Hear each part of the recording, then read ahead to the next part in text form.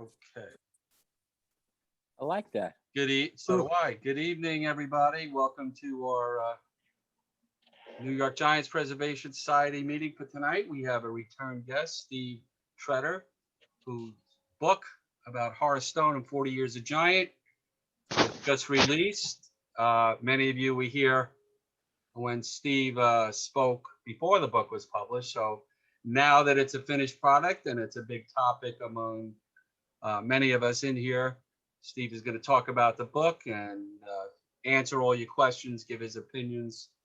Good to see some new people in here tonight and some return guests who haven't been around for a while. So good to see you.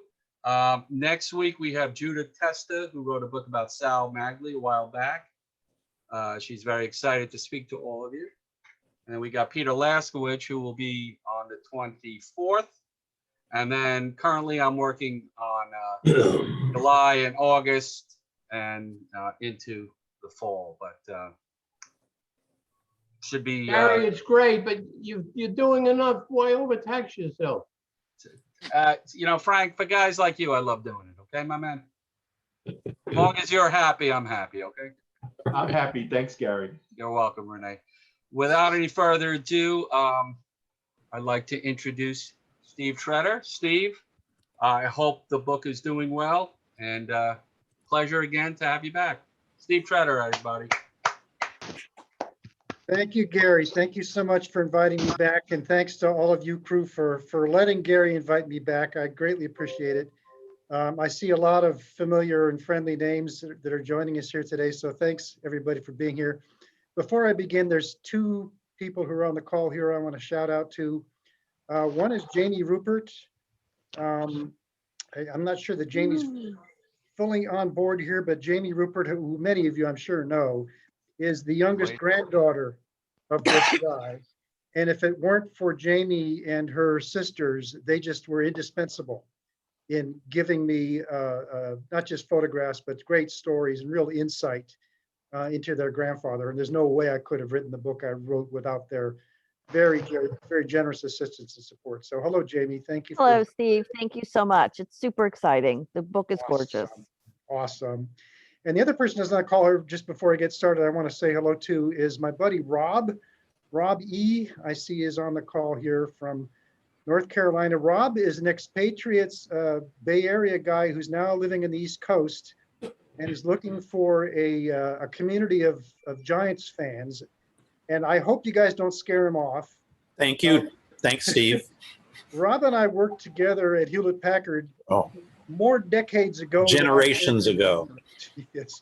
So thank you, Rob. Thank you for being here. Oh, thanks for inviting me. I appreciate it. I can't Awesome. wait to get the book. Awesome. That's what I love to hear. I don't have a formal presentation for you folks today. I don't think, knowing this group as I do, that I'll have a real difficulty in getting you to, getting to coax some questions out of you. And really, the meat of this really needs to be a discussion. I want to talk about what you guys want to talk about.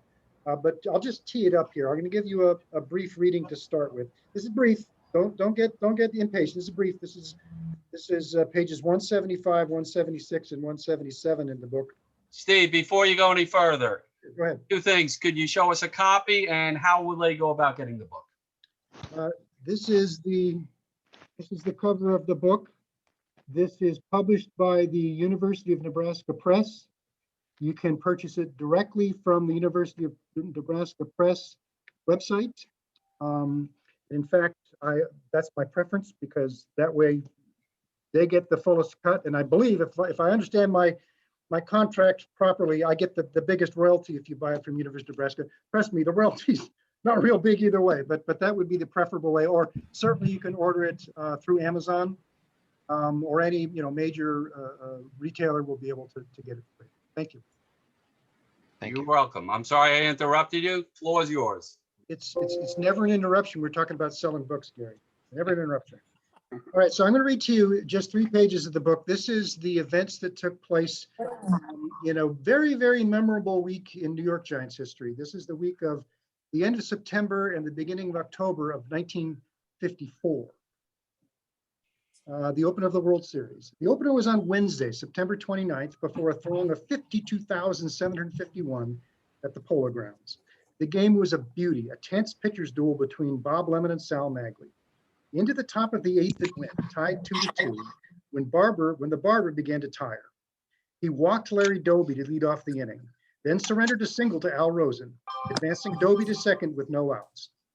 Next up was Vic Wertz, a left-handed batting slugger, and Leo DeRocher made a move that is commonplace today, but was aggressive for 1954. He brought in a left-handed reliever, Don Little, to face just this key lefty hitter. Little hung a curve above the belt, and Wertz got every ounce of it. Watching from a seat in the center field bleachers was Arnold Haino, a 32-year-old sometime novelist and former fiction editor, now seeking his fortune as a freelance magazine writer. His peerless recounting of the subsequent play in his book, A Day in the Bleachers, became an eternal gem of sports literature. In any other ballpark on the planet except the Polo Grounds, Wertz's blast would have been not just a game-breaking 3-run homer, but an epic tape measure bomb, a titanic shot to be forever recounted in World Series lore. And even within the weirdly configured Polo Grounds, with any other center fielder on the planet except Willie Mays, it would have safely landed for a 2-run triple, still with no outs. In either case, it would have been a devastating 8th-inning blow for the Indians against the Giants, quite possibly a mortal blow, the turning point of the game. With Mays' astonishing catch and throw, a play so iconic that it would become known simply as the catch. It was a turning point indeed, but in the very opposite direction, a sudden and bewildering reversal of momentum. Cleveland, instead of busting the tight game wide open, would fail to score in the 8th.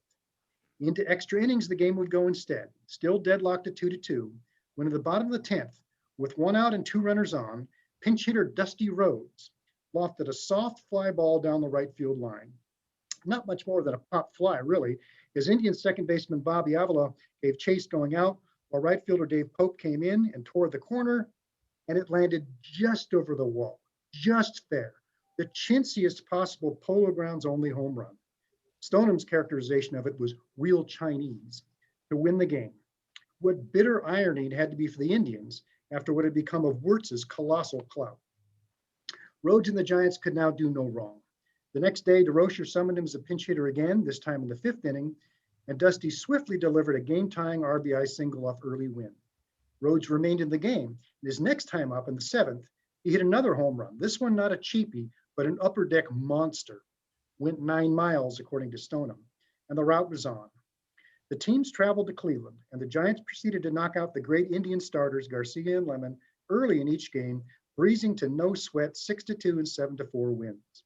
The Giants had not just beaten the 111-win Cleveland juggernaut to win the World Series, they'd swept it in 4 straight, a feat every bit as impressive as those once achieved by the mighty John McGraw. Horace Stoneham, no question about it, had finally got a winner. In the victorious locker room following the closeout win, Stoneham made the grand tour, congratulating every last player. He repeated, "That's the way to do it. Get it over with quick."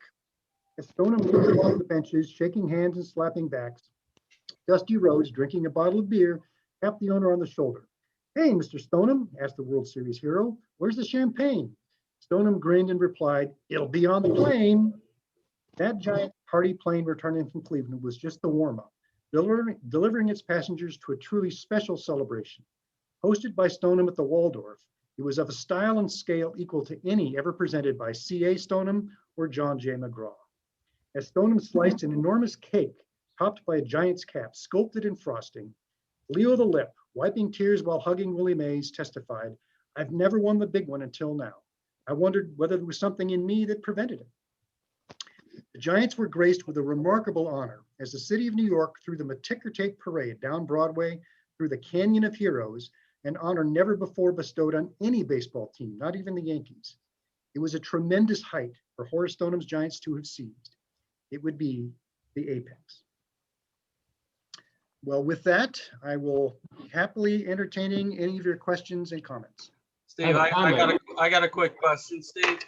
Anything in your research after all these years, months, and now that it's finally published, surprised you or you did not know about regarding Mr. Stoneham? I'm not sure if it surprised me, but I didn't really understand just how smart and how hardworking he was.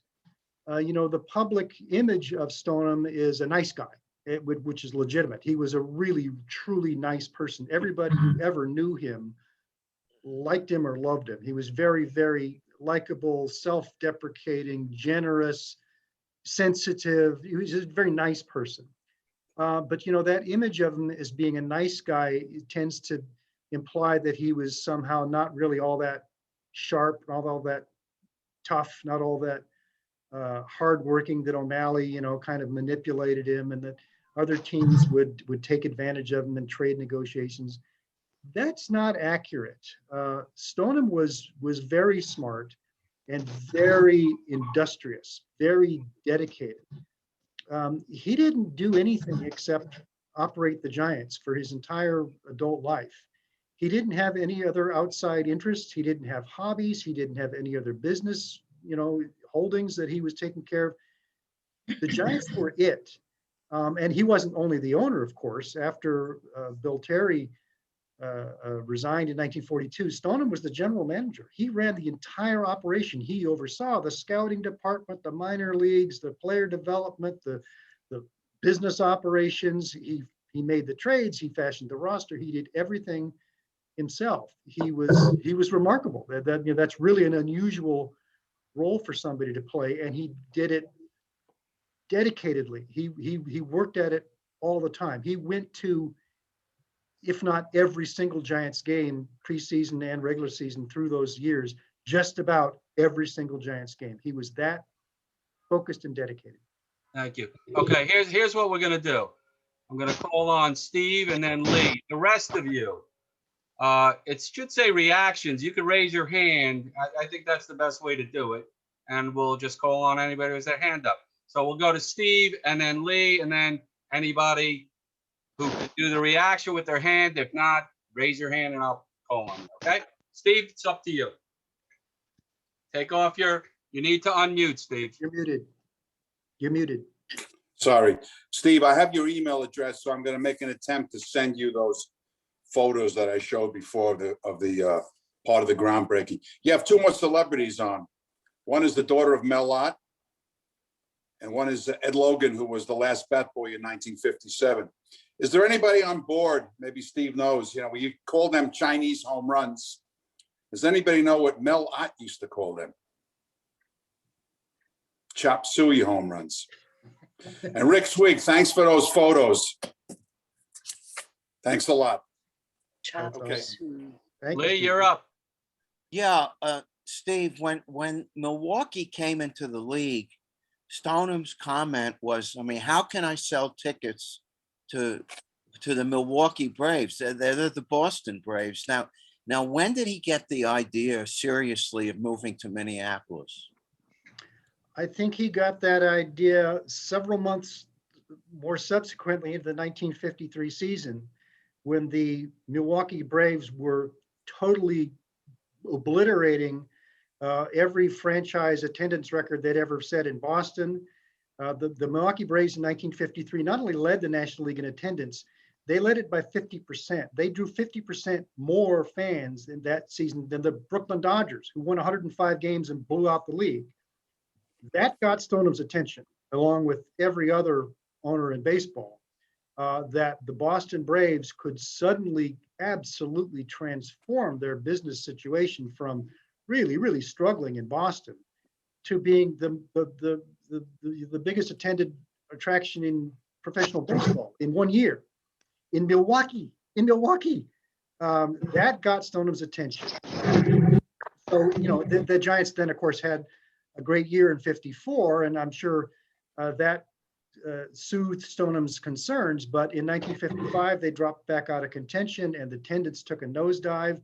The Giants, by '55, were clearly the third wheel in New York. They were competing and losing against both the Dodgers and the Yankees. The success of the Braves, followed by the big boom in attendance that the St. Louis Browns got by moving to Baltimore, and then the Philadelphia A's got by moving to Philadelphia. By the end of the '55 season, Stoneham was very seriously looking to move, probably to Minneapolis, but he wasn't committed to it. but he really decided, he made the decision to move following the 56 season, but it came to him certainly in 55. O'Malley really pursued the avenue of perhaps getting a new ballpark built in New York. That was O'Malley's first priority. Stoneham kind of went through the motions with that, but I don't think ever really believed it would come to fruition. Stoneham was going to move, and it was just a question of where. More questions for Steve? I have one. Go ahead, Bear. I like your haircut. It's just a ponytail. Oh, I like your ponytail. I still have a few inches to grow it before I'm going to cut it because I donate it. I grow it specifically to donate it. And most organizations don't take any hair shorter than 10 inches. So I've got a few inches to go. Hi, Steve. Nice to see you again. So I'm wondering how much of a factor Robert Moses played into all of this, into this scenario of both the Dodgers and the Giants deciding to move. Do you have any insights into that? Yeah, I think it's a pretty significant one, because Moses, he was a genius and a brilliant achiever of so many great things for such a long time. But by the 50s, he was the power guy in this. He was more powerful than any mayor. He was the guy who you had to get behind you to get anything done. And he had his vision of where the ballpark, if there was going to be a new ballpark in New York, where it was going to be. It was going to be in Flushing Meadows, where Shea Stadium eventually came up. And you were going to do it Robert Moses's way. There was really no bargaining, no negotiation with him. And he certainly wasn't very sympathetic to the Dodgers or the Giants. I think Moses felt that he had bigger priorities to worry about. And, understand that by the 50s, the city of New York, just like so many other big, older, congested eastern cities, Philadelphia, Washington, Boston, Cleveland, yada, yada, yada, they were really struggling economically as they hadn't ever really before.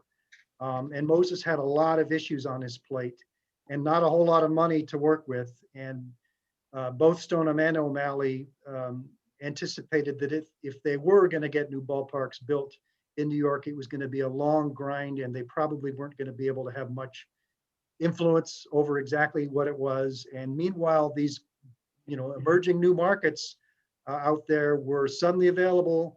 And I'm certain that the logic that Stoneham undertook was, look, if I don't grab Minneapolis, or if I don't grab San Francisco soon, somebody else will, and I'll lose that opportunity. And I think Moses, he didn't want the Giants and the Dodgers to leave, but he didn't use the power that he had to convince them to stay. And so they had better offers and they left. Okay. Thank you, Terry. Mars, go ahead. There are two books. One is called The Power Broker, which in the book it addresses the Giants, O'Malley and Stoneham, seeking other locations in New York. And O'Malley turned down Flushing Meadows because he said, who would want to come to the swamps? One question is, why didn't Horace Stoneham take him up on that? And why would Horace want to be a follower and keep New York to himself and let O'Malley flee? The other book I have that is The Team That Time Won't Forget, where there's a section on Horace Stoneham. So, like what Peter McGowan did is he brought on investors so they could build their own ballpark. Nobody ever thought about that back then, number one. Why Horace could have done a lot of things to keep the team in New York. Now you come to Candlestick Park. He was only concerned with the parking, as the book, The Team That Time Won't Forget. He wanted his 10, 12,000 parking spaces. He never went out there during late in the afternoon. He relegated everything to people that work for him and the politicians of San Francisco. What is your comment on that? Thank you, Mars. There's a lot to chew on there. I'm going to try to get through them all. Your first question was why didn't Stoneham just go to Flushing Meadows, instead of O'Malley, and just take that opportunity? In retrospect, with the power of hindsight, we can see lots of options that Stoneham might have pursued. But this is 1955, 1956. He didn't have that power. He only knew what he knew then. And as I say, what he saw was if such a stadium is ever going to be built, it's going to be several years out. It's not immediate. And his financial problems in 1956 were starting to be pretty pressing. Moreover, he really valued the rivalry with the Dodgers. The Dodgers were the Giants' biggest draw. They in many seasons, the Giants drew a large proportion of their Polo Grounds attendance just in the 11 games against the Dodgers. So he anticipated if the Dodgers are gone, I'm going to lose that big rivalry. And I will, instead of being the third, little pup in the litter here behind the Dodgers and Yankees, I'll just be the second little pup in the litter behind the Yankees. There's no way I'm going to be a successful competitor directly with the Yankees. A lot of uncertainty about the new ballpark. He didn't know what to expect in New York. Versus California, he's got certainty of sustaining the rivalry with the Dodgers, and he's got this San Francisco Bay Area market, which was quite unlike New York in the 50s. It was booming. It was growing rapidly. It was economically vibrant. It had, a bright future ahead of it. And the city of San Francisco was not just giving him vague talk about a possible ballpark. They were actively, they were going to build the ballpark. They were wooing him. They were wanting him to come. They were doing everything they could to persuade him to come, and it was just an offer that was too good for him to refuse. I'm not sure if I capture everything he said, but the anecdote about Stoneham and Candlestick Park. I addressed this in the book. It's a famous anecdote, which basically is that the city fathers of San Francisco trying to, sell Stoneham on the idea of the Candlestick Park site, take him out there in the middle of the day when the wind is calm, and they show him the site and the wind is calm and the sun's shining and everything looks great. And then, before the afternoon wind can kick up, they hustle him away back downtown for lunch, and and he's satisfied that the site is great. There are several problems with that anecdote. There's first of all, there's no evidence that anything like it ever occurred. The couple problems with it are these. By the time Stoneham commits to move to San Francisco by the spring of 1957, the ballpark site was already done. The city and county of San Francisco had already chosen the site. Stoneham had no input on where the site was going to be. It wasn't his call. And number two, he was not the ballpark's client. The ballpark wasn't being built to his specification. He was the tenant. He was going to rent the space. He had no input on where the ballpark would be. And so, that anecdote basically says he got hoodwinked into accepting Candlestick Park. He had no choice in the matter. He was going to play wherever they built the park. Moreover, it was a massive corruption within the city and county of San Francisco that chose that site, basically between the contractor Roy Harney and a very crooked mayor and board of supervisors. The whole thing was just basically a grift to put the ballpark where it was. That said, nobody knew, nobody understood what a terrible site that was going to be. It wasn't predicted. Nobody said, "Aha, I told you so," when the ballpark was built. It was an unpleasant surprise to everyone what a terrible site Candlestick Park was. And of course, the facility itself was, kind of slipshod, and that was a function of the poor funding and the poor planning between the city and the contractor. I hope that answered your question. Well, there's just one thing I'd like to add. If you were an astute businessman, wouldn't you like to see where they're going to build this? And it seemed like his priority was parking spaces, which is why he couldn't get the site at Seal Stadium, where there's a dedicated park that goes back to the 19th century, where the heir said, if this is going to be used for anything else but a city park, it's going to revert back to the heirs. So because he couldn't get his parking spaces there and he couldn't get it at Moscone Center because the department stores wanted that for parking for their patrons. If you're an astute owner, you would go out there day and night and see what the conditions are like before you agree to anything like that. And where I see the lack of foresight, the lack of business acumen on Stoneham's part. That's a fair point. I mean, could Stoneham have handled it better? Absolutely, he could have handled it better. You know, he basically believed what the city of San Francisco was telling him, that this is going to be a great site and you're going to love it. And he didn't know enough. Nobody did. It wasn't just Stoneham. Nobody predicted what a terrible location the Candlestick Park location would be. I was going to say something else, and now of course it is escaping my parking. Was his first priority parking? Yes, his first, second, third, and fourth priorities were parking. Parking was everything. Parking was the dynamic that drove not just the Giants, but also the Dodgers and the Braves, and everybody was moving out of these old ballparks because, among all the other issues, the primary issue was parking. By the 1950s, people weren't taking public transportation anymore. They were driving in their automobiles. And if there wasn't safe, adequate parking for them at the ballpark, they weren't going to go. And if you couldn't guarantee, you know, a freeway and a big parking lot for people, you weren't going to be successful as an owner in the 1950s. And so that was absolutely Stoneham's driving concern. His basic logic was, unless I get parking, all the rest of the stuff doesn't matter. Parking is the number one criteria. Thank you, Steve. Harvey, go ahead. Steve, one quick question, one quick comment. Mars was quoting from a book called The Power Broker. The author is Robert Caro, who I think won a Pulitzer for that book, as well as he's a biographer of LBJ. I had the opportunity to sit with him at a wedding about 25 years ago. Fascinating man. He had been a reporter for a number of newspapers here in New York. I got a lot of questions, but I don't want to get you confused or me confused. Not you, me confused.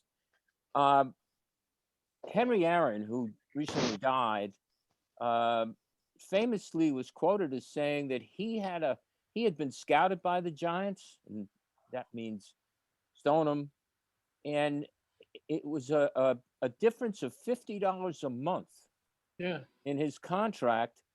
Otherwise, he would have been the right fielder. And can you imagine Willie Mays and Henry Aaron in the same lineup? I can.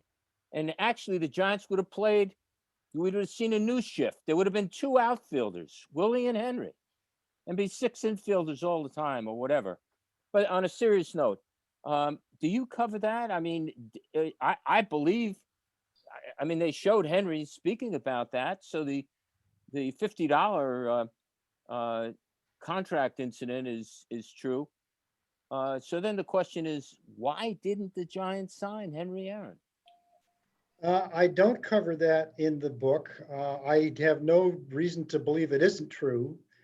By the time Aaron was, starting to be seriously looked at by scouts, this would be around 1951, 52. Aaron was a teenager. I'm sure it wasn't just the Giants, but the other teams that were actively scouting black players, which wasn't everybody yet by that time, but certainly the Indians, the Dodgers, the Braves would have been looking at him. And why didn't the Giants sign Henry Aaron? Well, the issue, of course, is, once again, in hindsight, it's easier for us to see what a blunder that was, not to sign the greatest, home run hitter in his generation, but lots and lots and lots of prospects don't get signed. The vast majority of prospects don't get signed, and 99.9% of them we never hear about. Hank Aaron was the one that apparently got away. I do cover in the book the fact that Mays and Aaron might very well have been teammates, because Mays was not only scouted by the Braves in 1950, but the scout who was watching Mays for the Braves recommended that the Braves sign him. He wanted the Braves to sign Mays before the Giants had gotten to him. And the Braves would have signed Mays probably, were it not for the legal complication of the fact that even though Mays was 19 years old at this time, he was still technically enrolled in high school. And there was a rule in baseball that had come in after the Joe Nuxall thing, and a lot of really young kids being signed in the 40s. Major League Baseball and a lot of local jurisdictions came to an agreement that they weren't going to sign anybody until they had graduated from high school. And so Mays wasn't technically available to be signed until they could resolve with the school district or whatever to get him enough credits or whatever it is to graduate from high school. He wasn't attending anymore, but he was still technically on the books. And for that complication, the Braves got tired of it, and they had other issues to worry about. They weren't going to worry about it, and they told the scout to forget about Mays and move on. And so the scout then turned to his buddies who were Giant scouts, who happened to be in Alabama, and said, when you go see the Barons, the Giants scouts were supposedly looking at the Barons first baseman, Alonzo Perry. What Bill Maughan, the Brave scout, told him was, forget about Perry. The guy you want is this teenager, this kid, Kitty Cat Mays' son, Willie Mays Jr. That's the kid you want. And the Giant scouts saw Mays, and that day they were on the phone to Jack Schwartz in New Jersey and telling him, whatever else you do, you need to sign this kid. So the Giants then negotiated with the Black Barons owner to purchase the rights to Mays, and they also probably greased the bureaucratic skids to get Willie Mays officially graduated from high school so they could sign him. But Mays and Aaron, in a couple of different ways, might well have been teammates, and what a lineup that would have been. Who was the scout, the Brave scout? The Brave scout was a guy named Bill Maughan, Maughn. Okay, thank you. The Giant Harvey, scouts. we will get back to you. Disco Dan Taylor, you're up. Well, I just wanted to jump in with to clarify for Harvey and Steve. George Genovese shared that Hank Aaron story with me, and what he told me, which came from Jack Schwartz, was that the Braves had a deal with the Indianapolis Clowns that gave them right of first refusal on Aaron. And what George told me was that the day of the deadline, Schwartz checked in with the Clowns, who had yet to hear from the Braves to exercise that option. And Schwartz said, if and when that deadline passes, and they threw money out, what they agreed to a fee, and Schwartz said, we will buy his contract.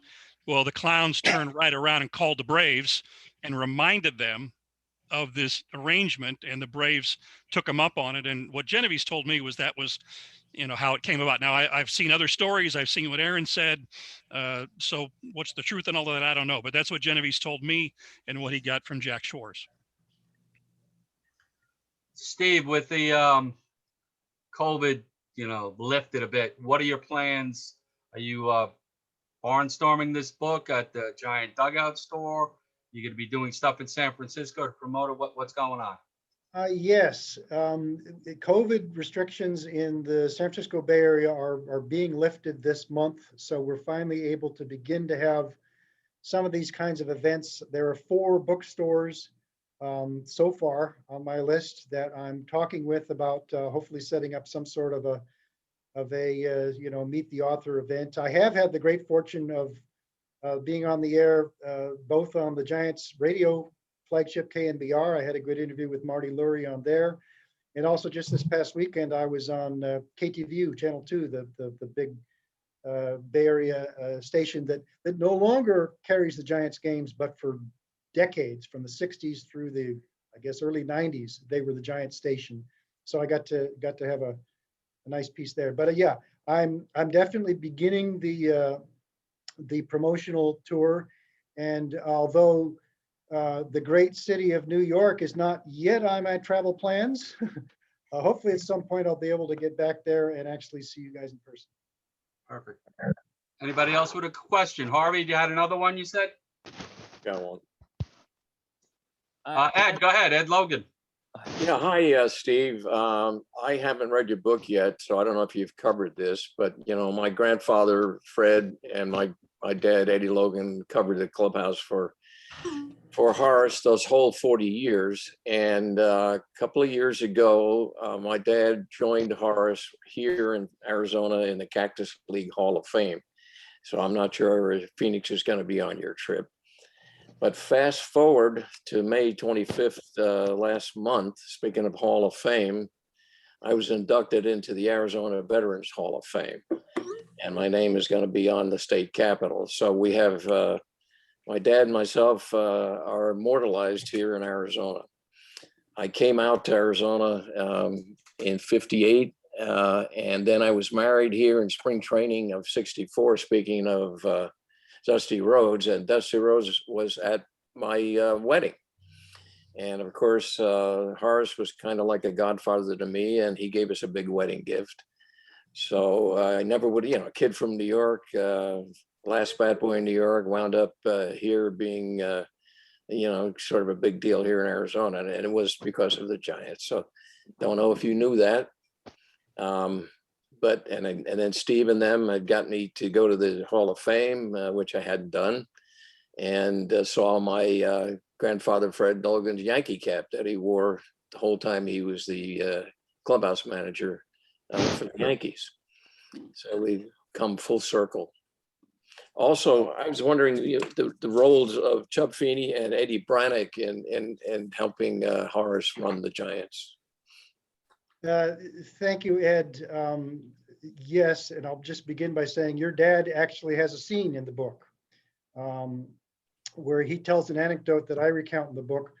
When Mel Ott was fired in 1948 as the Giants manager, Ott comes into his office in the Polo Grounds clubhouse to clean out his office. And here comes Eddie Logan, the clubhouse man. And Ott, with his sense of humor, says to Logan, I'm glad I'm being fired because you're the worst damn clubhouse man I've ever seen. And your dad, quick on the reply, says, well, yeah, maybe that's true, but I'm not the one being fired. Yeah. So they sit down and he says that, the manager has a bottle of whiskey in his desk there. So they sit down and they they polish off the bottle of whiskey just to say goodbye to each other. So yeah, Well, my dad loved Mel Ott, so I don't, I doubt that he told me he's the worst clubhouse man unless he was kidding around. It was a joke. Yeah. Joke. And yes, absolutely. Chub Feeney and Eddie Brannick are both prominent figures in the book. Chub, of course, as Horace's most loyal and capable nephew, was his right-hand man for decades. And Eddie Brannick Horace was Eddie's protege. When Horace joins the team in the 1920s, directed by his father, you're going to learn this business from the ground up. You're going to learn every aspect of it. You're not just going to be a pretty boy here whose father owns a team. You're going to do work. And it was Eddie Brannick who took Horace under his wing and showed him all the way around and got him doing in the ticket office and the grounds crew and the stadium operations and all that kind of stuff. It was Eddie who was his mentor. And Horace, just as everybody who knew Eddie did, just loved him, and of course kept him as his loyal employee for his entire tenure of ownership, until Eddie retired. He was the traveling secretary, and my dad helped him on the road too. Gave out the per diem money and all that good stuff. So my dad used to say, I did half of Brannick's work for him. That was insight. One of the things I really try to convey in the book is that although the Giants were a business and Horace was the owner, he ran it like a family. A family. He truly valued all of his employees, not just the big stars, but everybody, the clubhouse man, the trainer, the janitor, everybody.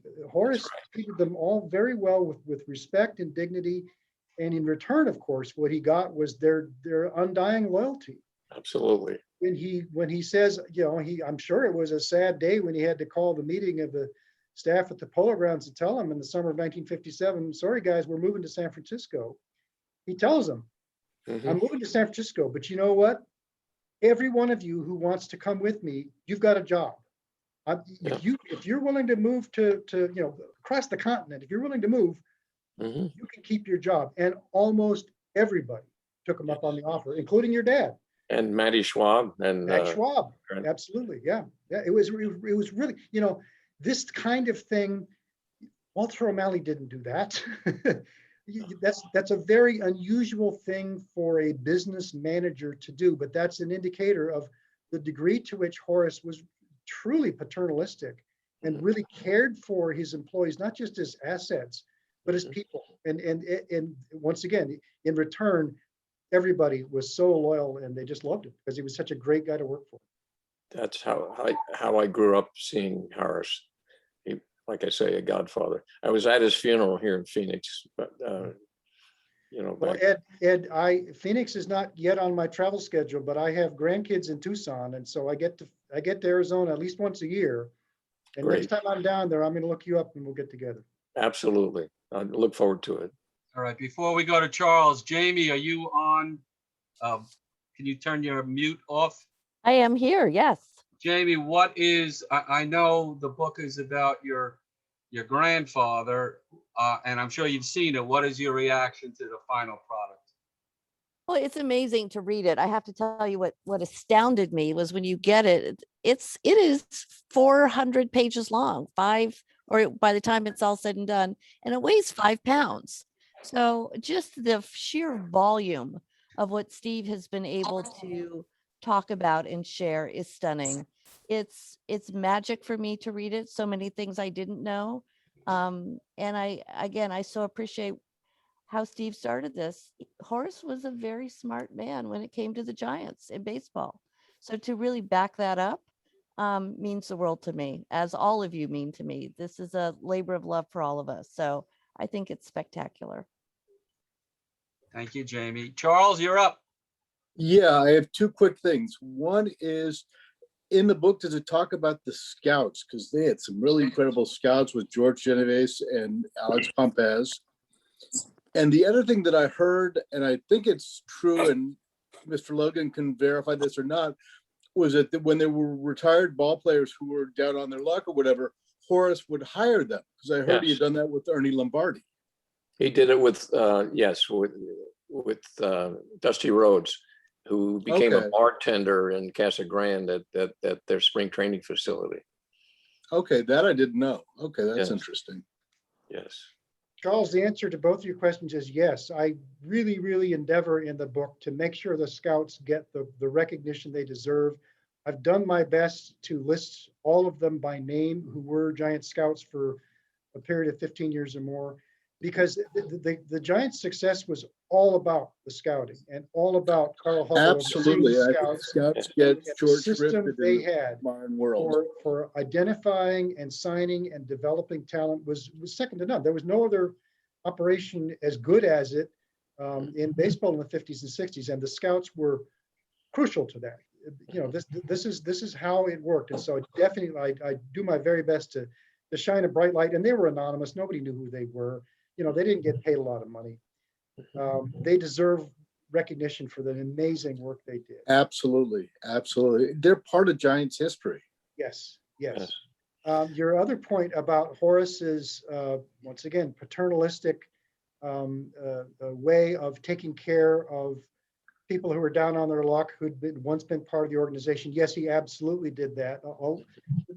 Most of the scouts the Giants employed were legit scouts, but there were certainly a few always at the end of the list who were pensioners. They were former, players or coaches or people in the organization who needed a paycheck. And Horace was so generous in every way, including with his money, to a fault probably, but absolutely he took care of everybody he could possibly take care of. And in that way, he wasn't the first one to do that. He learned that from John McGraw. John McGraw did that back in New York. I had heard that, but I didn't know if it was true or not. But I knew it was true with Horace. When Charles buys the team, he's struck by these familiar faces he sees. The guys taking tickets and sweeping up the grandstand. These old guys. He's going to say, who the heck are all these old guys that are doing all this work? And somebody explains to him, those are old Giants ball players from previous decades who have been down on luck and need a job.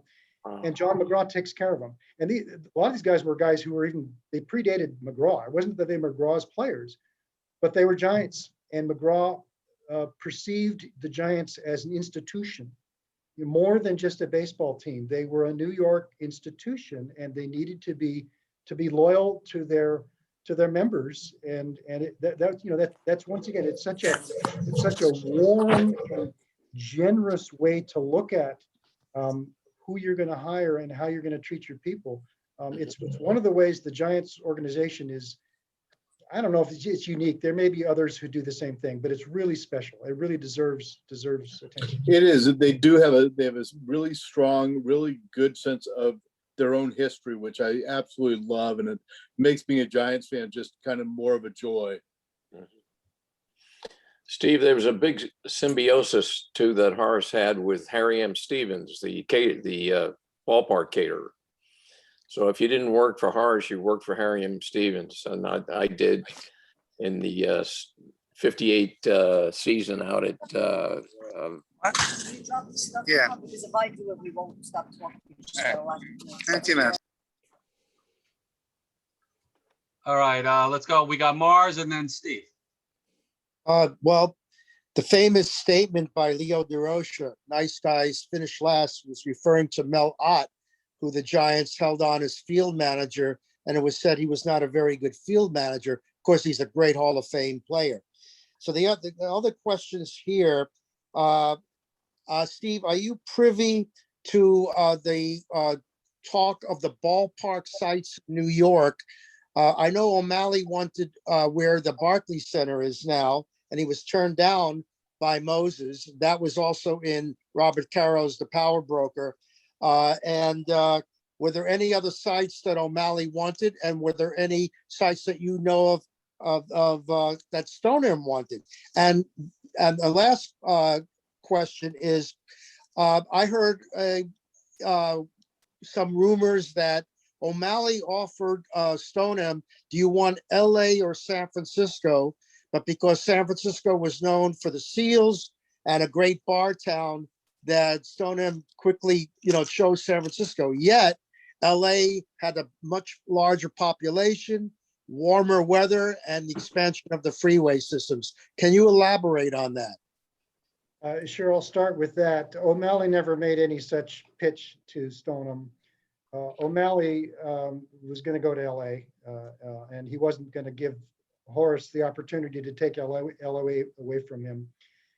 San Francisco, was independently recruiting any team they could find, and they were beginning to get some traction with Stoneham by 56, 57.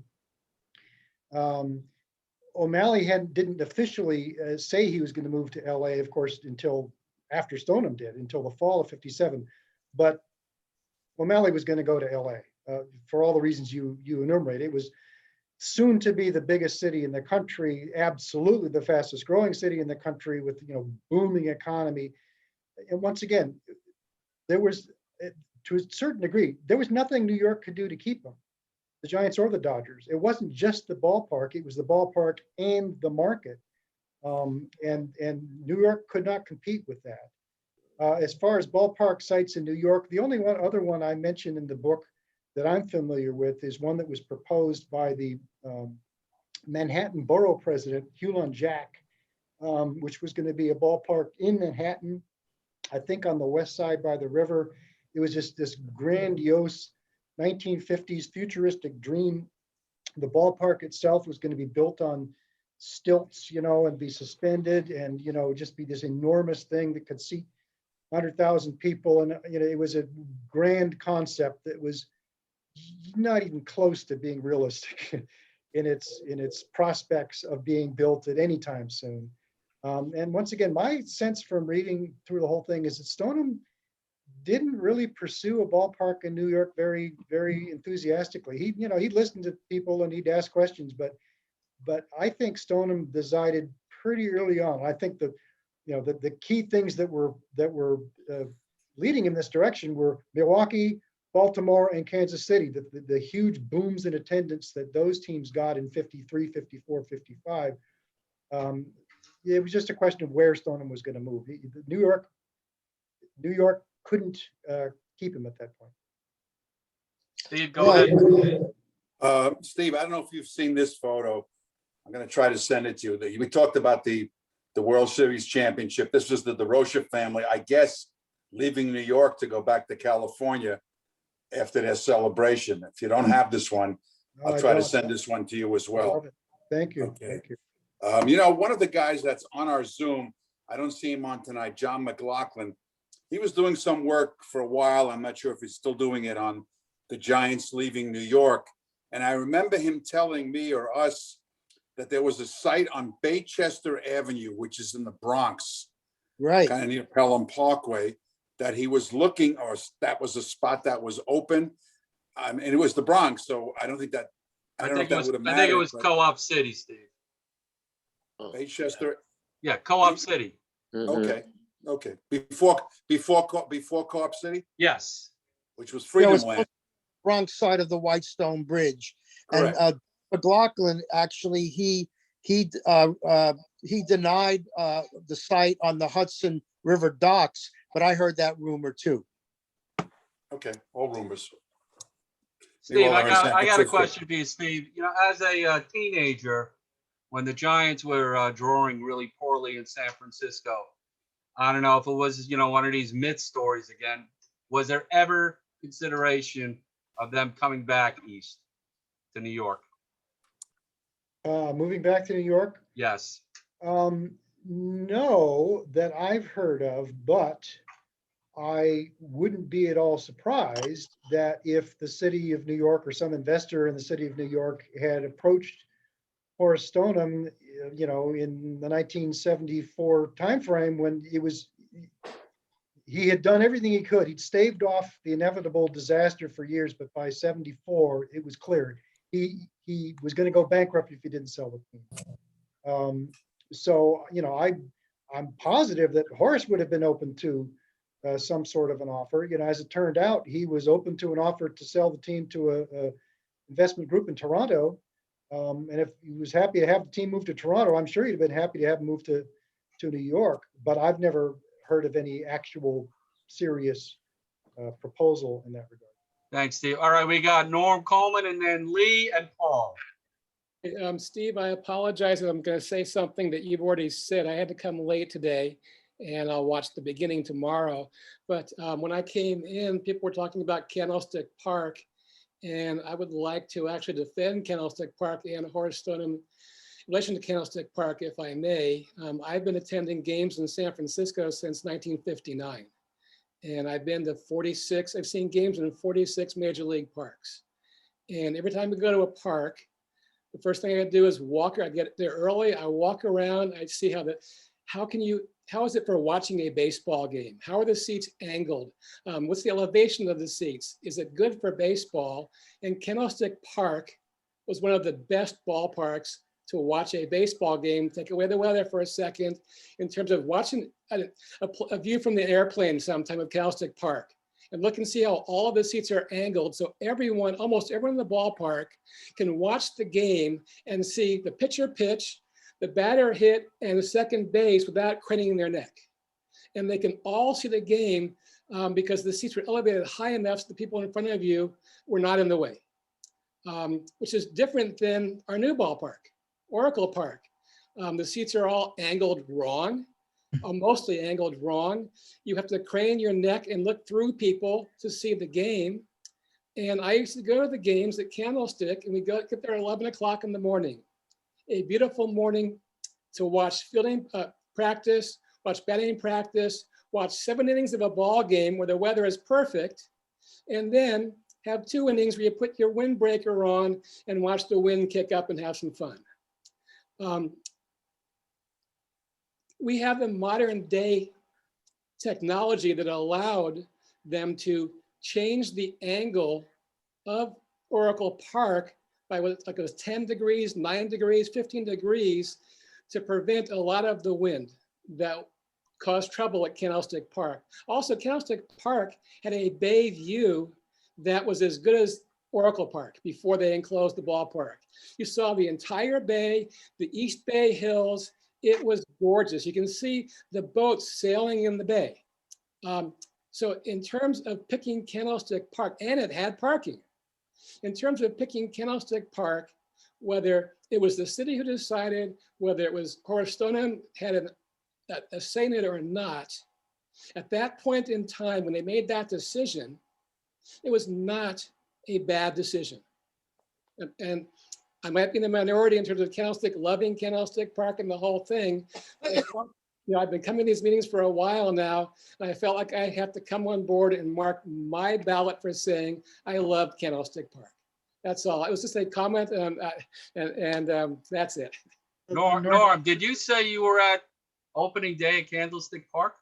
No, I said, no, I've been at opening day since 1964. I've been to all the opening days except for 86 and the last two. You're very well preserved, Norm. I got to tell you, you look great. Thank you. Norm, I will defer to your greater expertise than mine in judging ballparks. But I went to Candlestick a whole lot in the 60s and 70s and 80s, and I hated it. It was a terrible ballpark in my estimation. But here's the thing. Nobody knew that in 1957.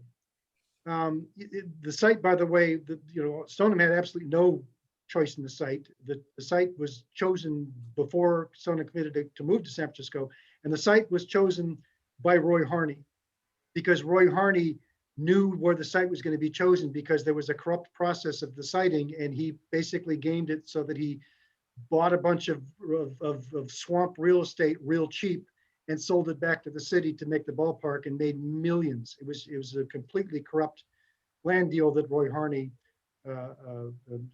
engineered. So that's why the ballpark was where it was. But nobody knew that it was going to be such a terrible place. Candlestick Park was, as you note, it was the cutting edge of modernity. It was the very first of the brand new, built for baseball, modern technique in engineering, and it was the first ballpark that had what we now call a luxury box set of suites suspended from the upper deck. No ballpark before had that. Candlestick Park was the first. At the time, it looked like Candlestick Park was going to be a jewel. It was going to be a great ballpark. It was going to be fabulous, and it would be one of the attractions. Come see the Giants because they play at Candlestick Park. Almost immediately once the ballpark opened, such illusions were shattered. And Candlestick Park became, along with the arrival of the A's, the insurmountable obstacles for Horace Stoneham to continue to attract people. And had Candlestick Park not been the bomb that it turned out to be, the Giants' story with Stoneham may well have turned out differently. Thanks, Norm. It was Lee, a miserable and then Paul. ballpark, but it was our ballpark. Lee and then Paul. Lee, take off your mic. You're muted. Steve, did you run across any correspondence between Stoneham and Warren Giles and Ford Frick? Because Giles made, when the Giants and Dodgers left, Giles made this public statement that the National League doesn't need New York. So that has always astounded me, but nothing astounds me really when it comes to this story. So that's the first question. The second question is a little more lighthearted. Did you run across any relations between Stoneham and Les Kiter? Because Kiter did the recreations of the Giant games. I happened to be listening when Willie McCovey broke in that day against Robin Roberts. And so did you run across any Stoneham Kiter relationship or correspondence? Lee, no, and this will come as no shock to people who know Lee and know me. There is no more learned scholar about just about any subject at all than Lee Lowenfish. And so Lee, no, you've stumped me. I've never come across either of those particular anecdotes that you describe. I'll defend Warren Giles's, boneheaded comment at least this way. Yeah, it was a dumb idea for the National League to abandon the New York market. Distressed as it was, in the 50s, it was still the New York market. And they would soon fix that by bringing in the Mets. But what else is Warren Giles supposed to say in 1958? I'll chalk up his comment to just PR spin. He was trying to paint lipstick on a pig. And Bill Shea, before they came up with the Met idea, was talking about trying to get the Pirates in Cincinnati to move to New York. Which by the way, that could have well happened. I mean, the Giants and the Dodgers weren't the only teams actively, in looking out for what their alternatives were. The Reds were actively looking to move. The Indians were actively looking to move. The Pirates, any one of these teams that had the same issues the Giants did with the old ballparks and the inadequate parking, a completely logical scenario could have been that, in the late 50s, early before the expansion, any one of those franchises moves to New York. Steve, Ed made a comment in the chat. Did Stoneham have any feelings about the Mets taking over in New York? Stoneham loved the Mets. The Mets owner was Joan Whitney Payson, who had been on Stoneham's board with the New York Giants and only resigned from the board when they moved to New York or moved to San Francisco. What was the one dissenting vote on the vote in 1957? Joan Payson. So they knew each other very well. And Horace was delighted that New York was going to get a franchise again, and that his dear friend Joan was going to be the owner. I do tell in the book the tale with it certainly sounds logical to me that this is kind of told in jest, but there's an element of truth to it. That what Joan Payson really wanted wasn't just Major League Baseball in New York. She wanted Willie Mays back in New York. That was her real ambition. And so as soon as she gets the Mets, she keeps sending phone calls or telegrams in Horace's direction, asking what it would take for the Giants to give up Willie Mays in a Treder sale, which they finally did, of course, in 1972. But by that time, the Mets were in the strong bargaining position, not the Giants. All right. Thank you so much, Steve. Paul, and then Renee, and then Mars. Yeah, Steve, I wanted to ask you a question about the Giants reaching out to Japan when they signed Murakami, and then also the signing of Latin players. Was that something that came to Stoneham directly in his own mind? Did he get advice from doing that from others? And to what degree did he get credit for bringing on those players? Excellent question. I'll start with the last one. He got no credit for it, but he deserves it. Horace Stoneham was a visionary in a way that very few other baseball owners were in the 40s and 50s. It was Stoneham's Giants. The Giants weren't the first team to racially integrate, but once Stoneham saw the success that the Dodgers were having with Robinson and the Indians with Doby, he got in. And he didn't just go in me too. He went in better than anybody else. He not only racially integrates the Giants with African Americans, but he hires Alex Pompez in 1951, the first Black executive in a major league front office by, I'm sure, at least 10 or 20 years before another one would come along. Stoneham hires him in 1951 because Pompez has a network of scouts, not only in the United States with the African American communities, but in the Caribbean, in Cuba, in the Dominican Republic, in Puerto Rico. And it was through Stoneham and Pompez that the Giants were the very best team at integrating themselves into those markets, getting to know people, getting people to trust them, and getting the best young talent that those areas had to offer into the Giants system years before any other team was as active and successful in Latin America. And then the Japanese thing, from Horace's point of view, that was just the next logical step. He first got involved with Japanese baseball in 1953 because Horace's longtime friend and associate Lefty O'Doul had been so instrumental in the post-war era of helping to bridge the cultural gap between the Japanese citizenry and their occupiers, the United States Army, using baseball as the common cultural theme between the two, and really helped develop a great relationship bond between Japanese baseball and American baseball. And O'Doul, that Stoneham meets a Californian, a guy by the name of Cappy Harada in Santa Maria, California, who hosts the Giants to have an exhibition game in the spring of '53 in Santa Maria, California with a Japanese team, and then persuades Horace that you should take your Giants to Japan. And so in the fall of '53, in the conclusion of the baseball regular season, Horace Stoneham's Giants go and take a tour of Japan, the first major league team that wasn't just an all-star team, wasn't just a kind of a fun thing. The Giants went there as a unit themselves and toured Japan.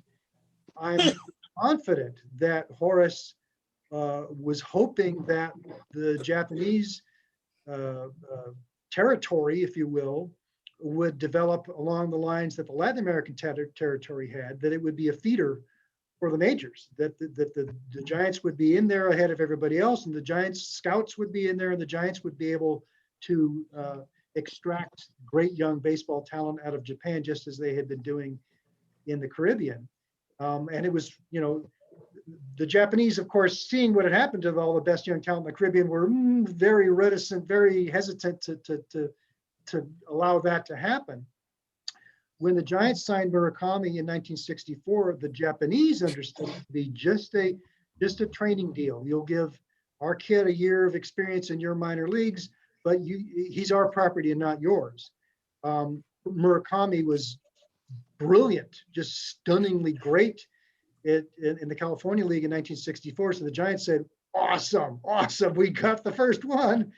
And so the Giants signed Murakami. He couldn't read a word of English. I'm sure he had no idea he was signing. The Giants signed Murakami to a contract, and it becomes a huge international dispute between the United States and Japan over who owns the rights to Yasunori Murakami. And the compromise that was eventually reached was that the team that owned Murakami's rights in Japan allowed the Giants to keep Murakami for one more year, 1965.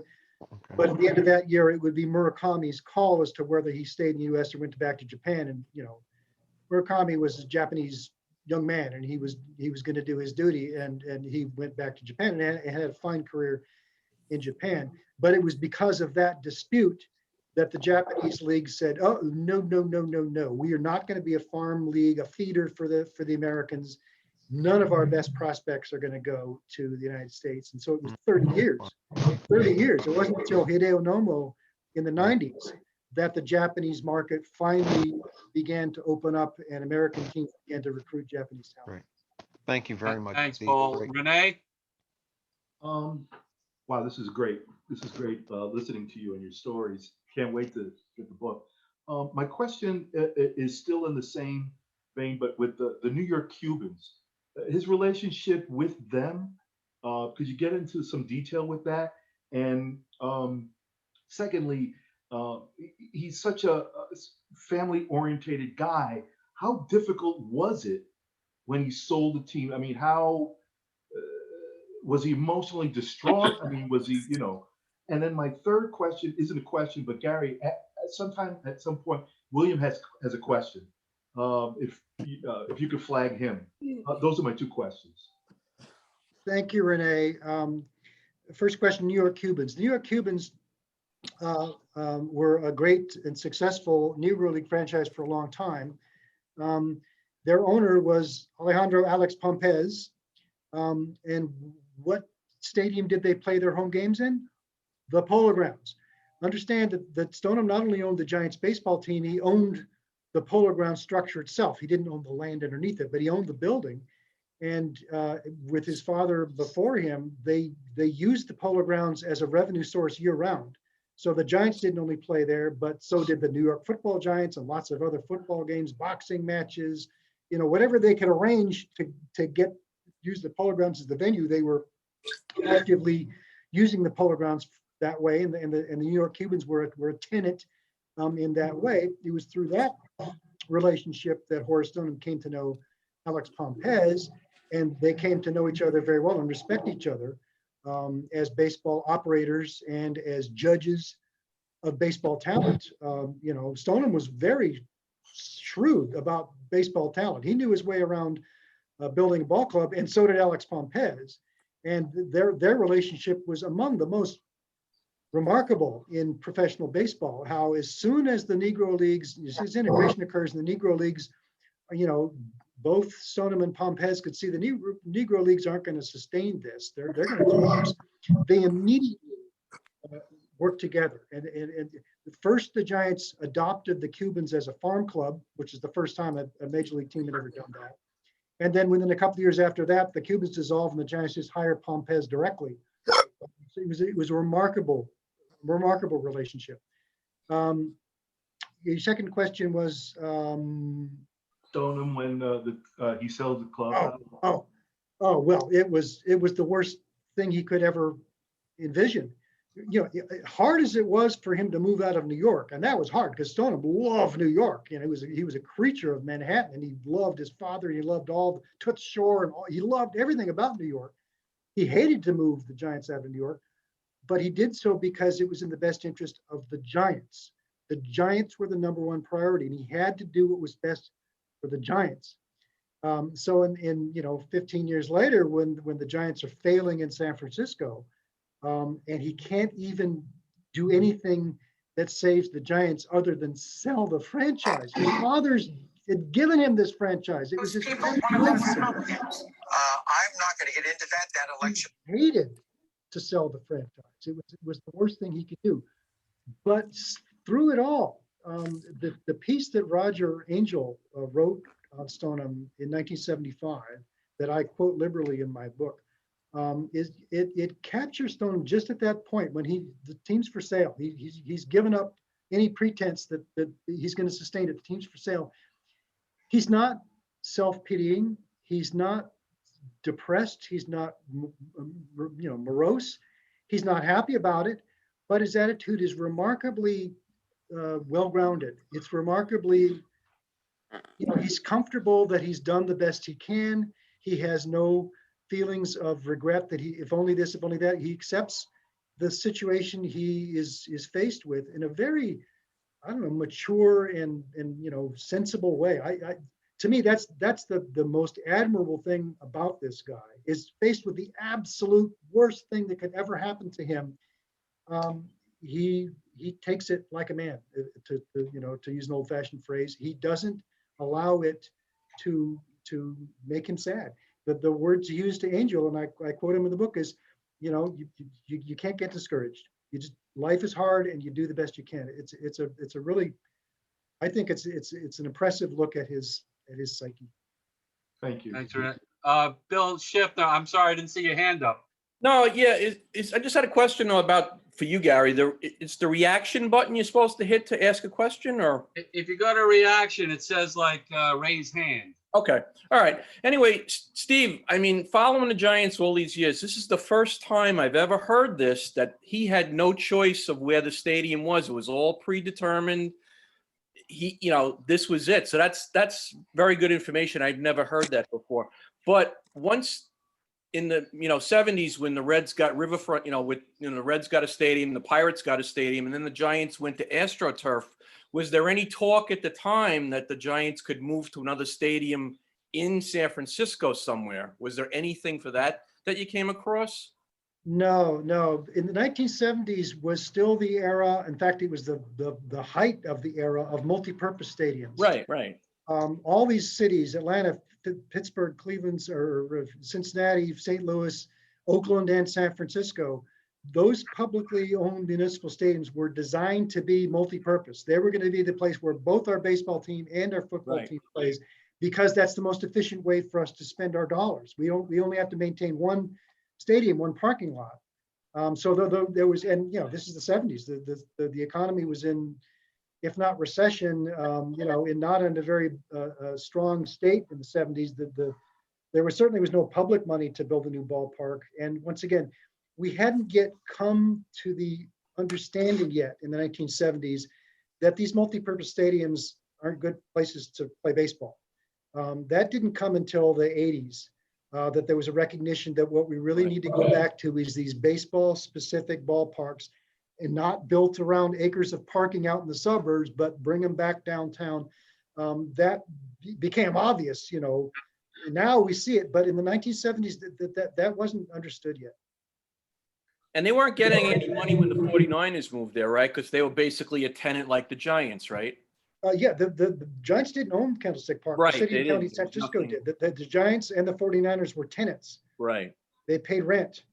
The rent scheme, at least that the Giants had, was it was designed, of course, to woo the Giants. So it was a very generous scheme.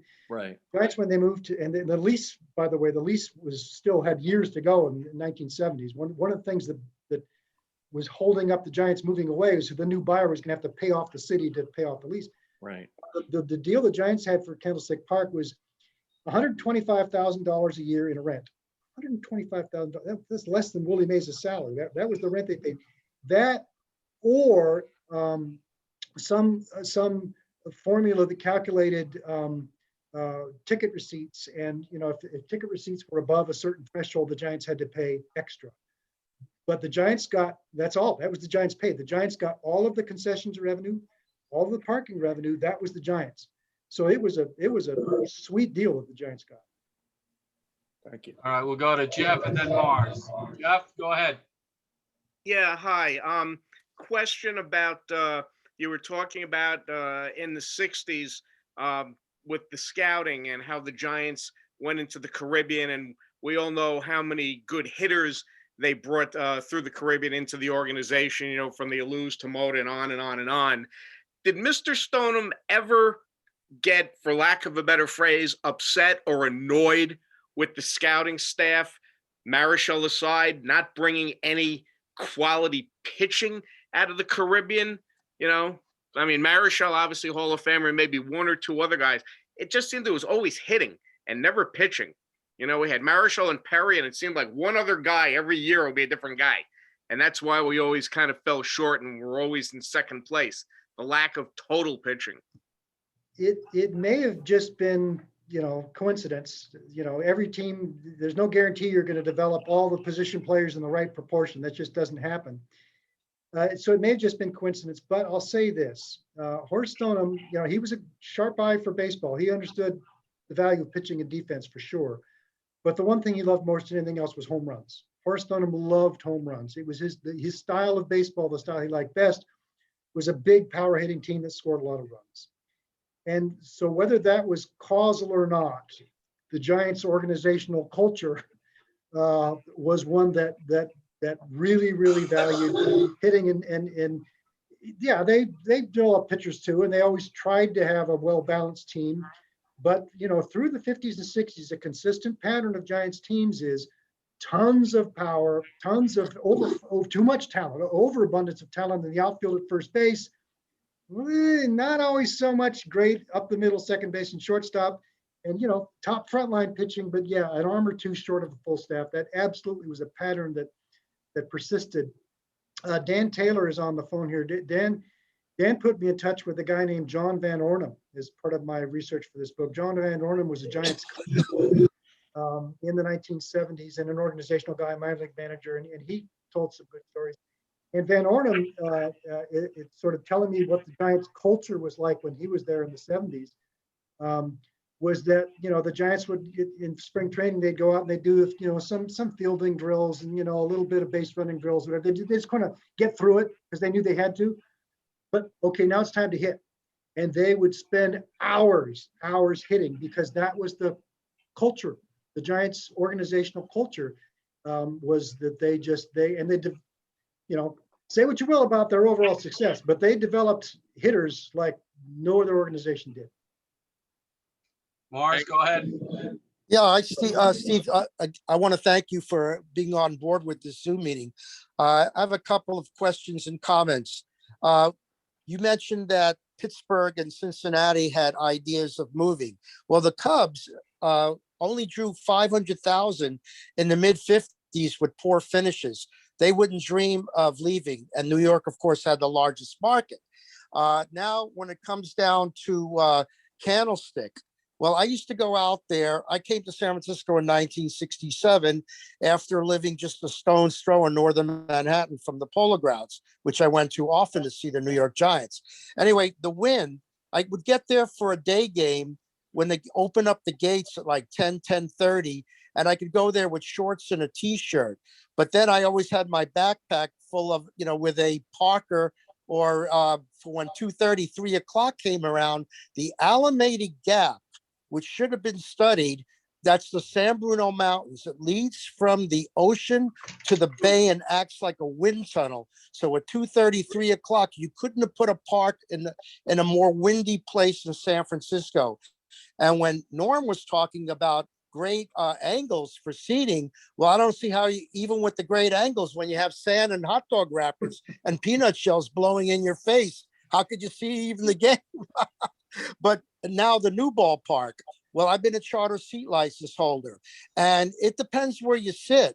I sit, behind home plate. There's no wind coming in. When the game is over, you leave that ballpark and there's a gale blowing outside. But they did wind studies. Matter of fact, they actually turned the ballpark around 15 degrees. It was supposed to be with a view of the Bay and Golden Gate, but it was too windy. So they made the corrections and they put up wind baffles. Now, another thing I wanted to mention that Stoneham could have kept the A's from moving here. So he would have had to pay money to keep the A's out, and he would have had the market all by himself. So if you can elaborate on all those, thank you. No, Stoneham had no say in the matter. In the 1960s, Major League Baseball was still operated in such a way that each league had its own authority. If Stoneham had the ability to vote on any other National League franchise moving, he could vote yes or no on that. But the American League voted to move the A's to Oakland, and the National League had nothing to say about it. The notion of territorial rights of counties within the San Francisco Bay Area hadn't yet been elaborated. There was no such thing. So Stoneham was very distressed. He hated to see the A's arrive. He foresaw exactly what happened. He saw it. He was very upset that the A's arrived because he felt that it would cut his market in half, and he was exactly right. And about the ballparks, it's just to if you've ever been in the Oracle Park, it's so much different weather conditions. South Beach, it gets the fog. The last part of the city that gets the fog is South Beach. But when you leave the ball game, it's a gale blowing outside. So actually, the design is very good. It's brilliant. It's brilliant. Oracle Park, then called Pac Bell Park, had every advantage of coming along 40 years after Candlestick. All of the terrible things that people learned through the Candlestick experience, they brought to bear, and they in the siding of the ballpark, absolutely the angle of the stadium and the way that the stadium walls act to serve as a windbreak, all of that was brilliantly by design, and it makes the new ballpark just the Giants leapfrog from the absolute worst venue to watch a baseball game in Major League Baseball to the absolute best in one move in the year 2000. It's an amazing achievement. And everybody knows it's windy in San Francisco. That didn't surprise anyone, but nobody foresaw the absolute wind tunnel Candlestick Park was going to be. Thank you, Morris. Thank you. Steve, why don't we wrap it up? Do you have a question or a comment? Yeah, just I want to show Renee. This Renee and Ed Logan. This is a New York Cubans groundskeeper's jacket. This is one of my real treasure pieces. Can't wear it too much out here.